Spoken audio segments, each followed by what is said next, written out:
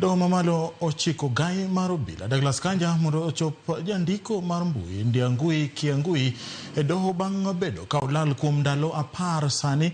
Ka ok kamano to oler kama jandiko no nitiere. Jang'ad bura Chacha Mwita olero ni ochiwo chik ma kamano kaluwore kod ratiro mar jal ma omaki kod obila ma chik wacho ni onego chop e doho kaluwore kod kaka chik olero. Juma mokalo riwruogo kinde ma pacho ka Law Society of Kenya ne omako bura e doho ma Milimani ka gidwaro mondo obila ochop Ndiangui e doho kaluwore ni koso chopo e doho en ataro mar katiba ma pacho ka matayo ratiro mar ng'ama omaki. LSK bende bura achielo nogo dwaro ni mondo doho ochiw chik ma chuno jatend jochiw arita ma pacho ka moting'o gai mar obila Douglas Kanja, director mar Okwach Kich Mohamed Amin ka achiel kod jalup gai mar obila Gilbert Masengeli mondo ochop e doho kendo ler kama jandiko no nitiere.